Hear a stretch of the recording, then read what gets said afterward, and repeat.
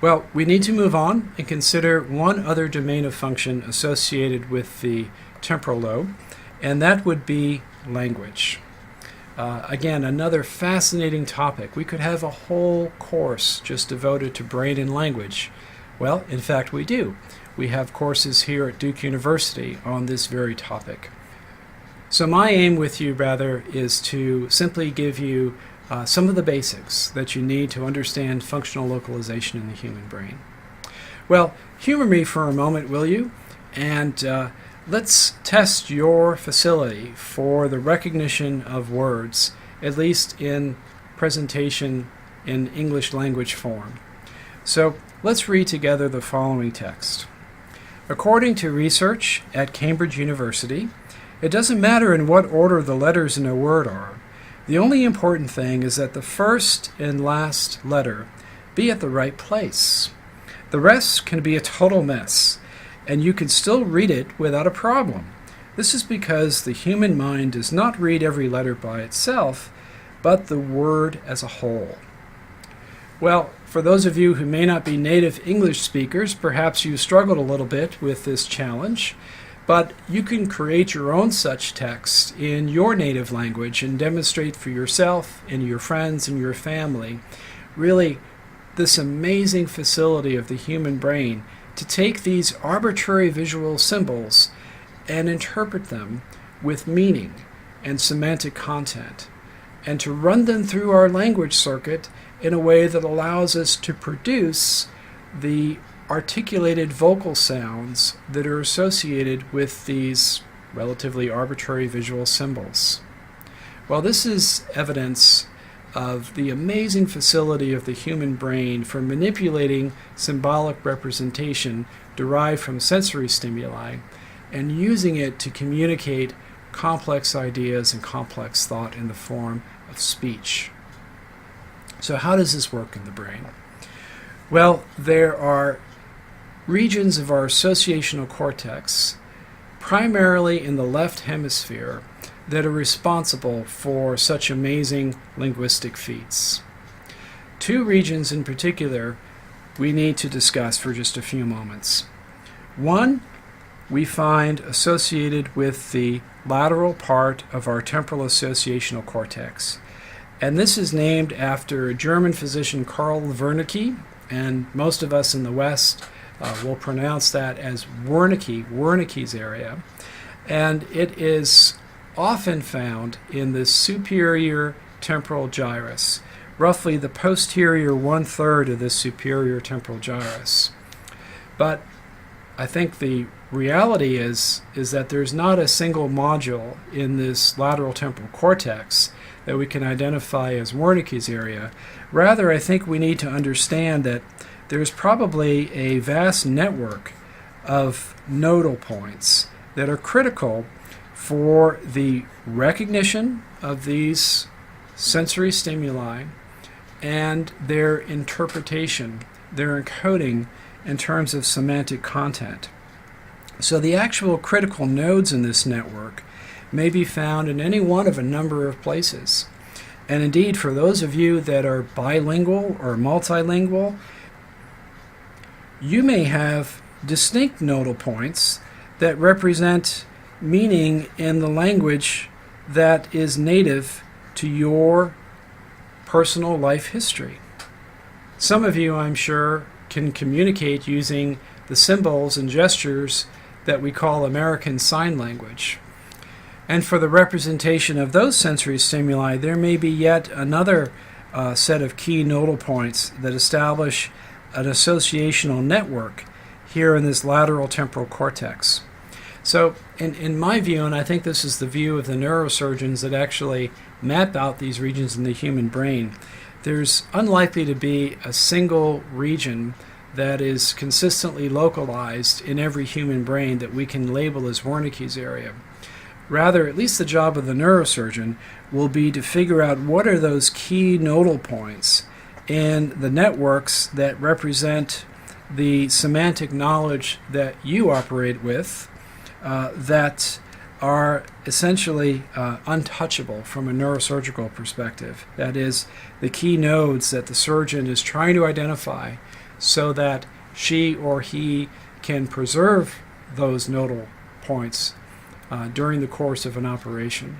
So from this point, I think this figure from our book is just a little bit misleading. I would suggest that there's not a single module that we can localize and call Wernicke's area. Rather, I believe that there is a more extended network in the associational cortex of the lateral temporal lobe that is processing these sensory symbols that are derived primarily through vision and auditory senses, and then interpreting them and applying semantic meaning to those sets of symbols. And this network then does the job of encoding the meaning of these symbols. And in terms of language function, this is where the understanding or the comprehension of language is built up in the human brain. So I think you can understand what might happen then if there would be some damage to key nodes in this lateral temporal associational network. One might still have the capacity to make speech, but one would expect severe impairments in the ability to comprehend speech. Now, our focus in this session is indeed on the temporal associational cortex, but I can't help but to jump across the lateral fissure and get into an inferior lateral region that we call Broca's area. Broca's area, as many of you know, is an area that is involved in the production of speech. Broca's area was named after Pierre-Paul Broca, who described a patient with damage to this part of the brain. And in life, following this injury, the patient was severely impaired in his capacity to make speech. Now, we now understand Broca's area really as part of our premotor cortical network.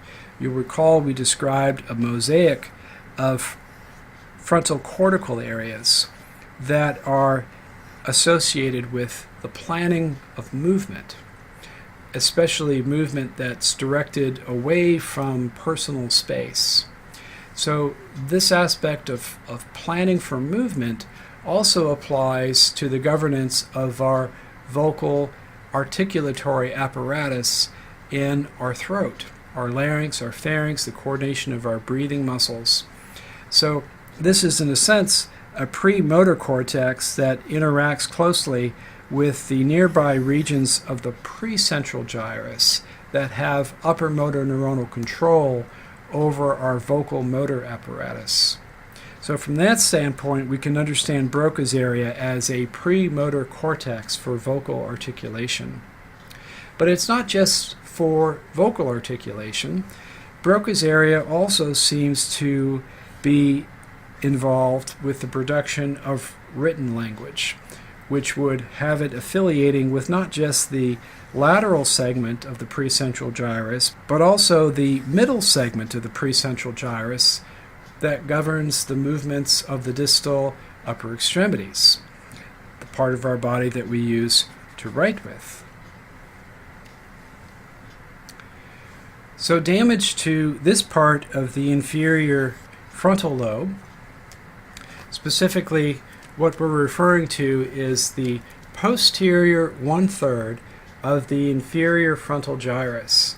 And there are various subdivisions of this part of the inferior frontal gyrus that we could identify. I think from neurosurgical procedures, it seems clear that there may be a set of nodal points within the networks of this posterior inferior frontal gyrus that are critical for the expression of language.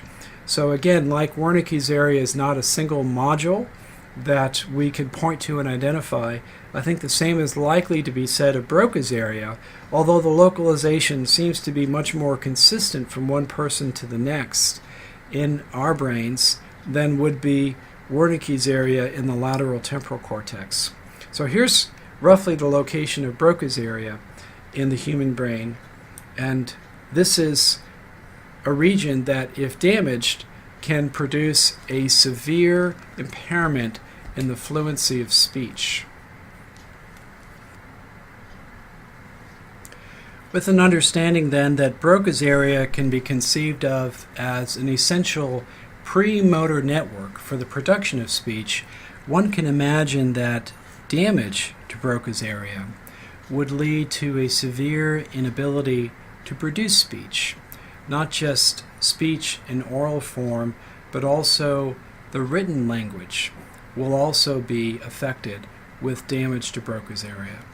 So it's critical for anyone headed towards a career in the health professions, or indeed practicing in the health professions, to be able to differentiate between two forms of impairment that are associated with these critical language areas in the human brain. So an impairment of language function is called aphasia, and if the impairment is afflicting the lateral temporal cortex, then we call this Wernicke's aphasia. If the injury is to the inferior frontal gyrus, then the aphasia that we would expect is called Broca's aphasia. So let's differentiate these two conditions. So the key differentiation between these two forms of aphasia is that with injury to the inferior frontal gyrus in Broca's aphasia, comprehension is intact, but there is a severe impairment in the fluency of speech. Whereas with Wernicke's aphasia, the situation is somewhat reversed. There is fluency of speech, but the capacity for comprehension is severely impaired. Now, these two parts of the brain, the lateral temporal associational cortex and the inferior frontal gyrus, are interconnected by white matter structures that span this space within the brain between this temporal lobe around the lateral fissure of the brain and into the posterior part of the inferior frontal lobe. One can have damage of those white matter pathways and see some combination of these deficits that reflect the failure of communication between this lateral temporal associational cortex and the inferior frontal gyrus. One might also have, let's say, a stroke involving the entire distribution of the middle cerebral artery and have a global aphasia that affects both the lateral temporal associational cortex and the inferior frontal gyrus. So while it's possible to have one type of aphasia or the other, one can see elements of both, or one can see a global aphasia impacting all aspects of language function. Now, since we're talking about aphasia and Broca's aphasia in particular, I just can't help but to point you to a fantastic video that was juried and awarded the grand prize in our inaugural Brain Awareness Week video contest, sponsored by the Society for Neuroscience. And this is a beautifully produced and just wonderfully rich story told by a graduate student in the field of neuroscience from Australia. Her name is Cherie Heath, and she's telling the story of her grandfather's stroke, who suffered from a Broca's aphasia. So I would encourage you to just take a few minutes, navigate to this page at brainfacts.org, and you can search aphasia or the treasure hunt, which is actually the title of this short video. And I think you'll agree with the judges of this contest that Cherie was very much deserving of the grand prize, given her insight, given the accuracy of the neuroscience in her presentation, and of course her marvelous creativity with which she pulls all this together. And in the end, you'll get a chance to explore and reinforce some of what we've been talking about here recently about the language centers of the human brain.